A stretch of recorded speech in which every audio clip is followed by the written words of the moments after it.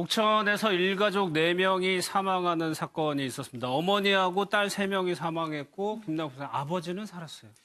네, 좀 안타까운 사건인데요.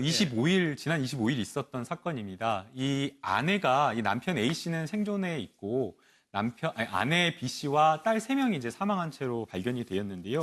이 아내 B씨의 동생, 그러니까 뭐 A씨의 처제가 되겠죠. 이 처제가 이 언니와 만나기로 했었나 봅니다. 그런데 그날 언니가 만나기로 한 장소에 안 나오니까 이상하다라고 생각을 하고 여러 차례 전화를 했는데 계속 전화를 안 받았다라고 하고 있고요. 그래서 너무나 이상해서 언니 집에 찾아가 보니까 문이 다행히 뭐 열려 있었는데 이 발견 당시에 언니는 안방에 숨진 채로 있었고 그다음에 자녀들 딸 3명은 작은 방에 이제 숨진 채로 발견이 되었다라고 하고 있고요.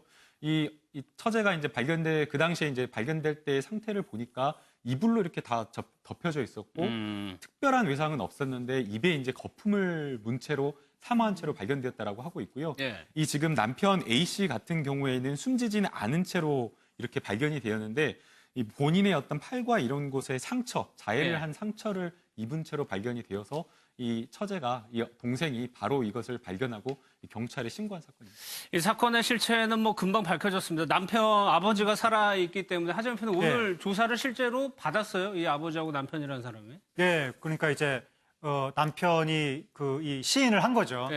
내가 빚에 시달려서 가족들을 살해하고 죽으려고 했다라고 시인을 했고 지금 일단 그 가족들의 정확한 사인은 경찰이 추정을 하는 것은 수면제를 먹이고 이제 그다음에 이 어떤 묘사를 그러니까 어떤 살해 행위를 한 것이 아니냐 그렇게 일단 경찰은 추정을 하고 있는데 거기에 대해서 남편이 시인을 했기 때문에 또 남편은 거기에 대해 이제 와서 뭐 흐느껴 울면서 상당히 뭐 후회했다고 하는데 왜 이렇게까지 극단적인 선택을 했는지 그러니까 뭐 검도 체육관을 운영을 했는데 상당히 운영이 어려웠다고 합니다. 그리고 빚이 한 수억 원 정도 있었다고 하는데 그리고 운영이 어려워서 이제 주변 지인들한테도 돈을 많이 빌렸다고 하고 아무리 그렇다고 하더라도 어떻게 일가족을 다 이렇게 극단적인 선택을 하도록 이렇게 했는지 이해가 안 되는 사건이고 지금 남편은 뭐 가족들을 사람들이 잘 이렇게 보지 못하는 뭐 잘 보이지 않는 그런 곳에 묻어달라 뭐 그런 곳에 뭐 묻어달라 이렇게 이야기를 하고 있는 상황이라고 합니다. 참 이해가 안 되는 건데 이 B씨 채무가 좀 상당했다고 합니다. 좀 주변에 얘기를 좀 한번 들어보겠습니다. 처한 게도 있고 약물 중독자로 추정도 되고 위령 이용이라고 지금 생각을 하고 있는 겁니다. 가정 사정이 늦어가니까 보내지 말라고 그 문자 왔다고 그러더라. 그러니까 검도장을 운영을 하다가 빚이 상당히 불어났고 감당을 할 수 없으니까 결국 선택한 게 이런 거라고. 그렇죠. 그러니까 죄 없는 가족들만 이제 죽게 되는 거잖아요. 참 안타깝다는 생각이 들고요.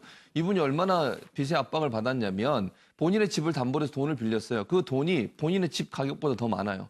그렇게 지금 담보를 받아. 또 하나는 본인이 이제 운영하는 검도장이 있었잖아요. 그 검도장에 그러니까 등록하고 나오는 사람 이름을 도용해가지고 돈을 또 빌렸어요. 그러니까 그 정도로 압박을 받은 거예요.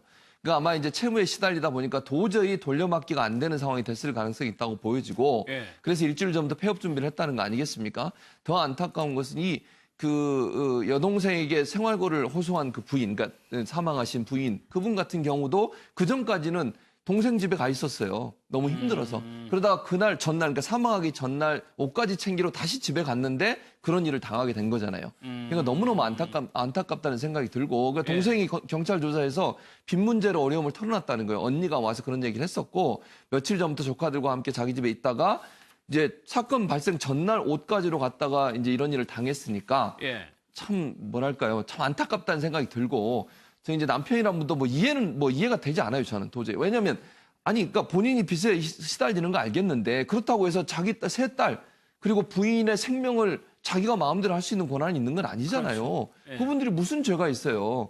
그래서 저는 저런 행동을 한 것에 대해서는 정말 엄벌에 처한다고 생각을 하고, 죄 없는 4명의 생명이 그냥 안타깝게 또 저 세상으로 간 거 아니겠습니까? 그래서 빚 때문에 고민하고 있는 것은 이해는 하겠지만, 그럼에도 불구하고 저런 행동한 것은 이해가 안 되고, 또 수면제를 미리 샀다고 하는 걸 보면 주도 면밀하게 살해하겠다는 계획을 갖고 있었던 것 같아요. 예. 그러지 않고서는 일부러 약국과 수면제 사고 그 수면제를 먹이고 나서 이제 경부 압박, 그러니까 목졸림을 통해서 사망에 이르게 했다고 하니까 예. 어느 정도 계획된 범행이라고 볼 수 있는 부분도 있다고 보입니다. 아내하고 아이들이 또 집에 오는 날을 그렇죠. 선택을 한 거니까. 그러면 임방금 이게 어떻게 되는 거예요? 본인이 다 자백을 일단 했거든요. 네, 그러니까 뭐 당연히 뭐 지금 영장을 청구한다고 하니까요. 네. 뭐 엄하게 처벌은 받을 것 같은데요. 근데 저는 빚을 어디다 그렇게 무슨 사유로 많이 졌는지는 아직 뭐 나온 거는 없어요. 보니까 체육관도 한 10여 년 정도 운영을 했다고 하거든요. 근데 10여 년 운영을 하면서 이렇게 감당 못할 빚을 졌을까 하는 첫 번째 무슨 사유 때문에 하는 꽤 의문이 차린 지 들고요. 오래됐는데. 네.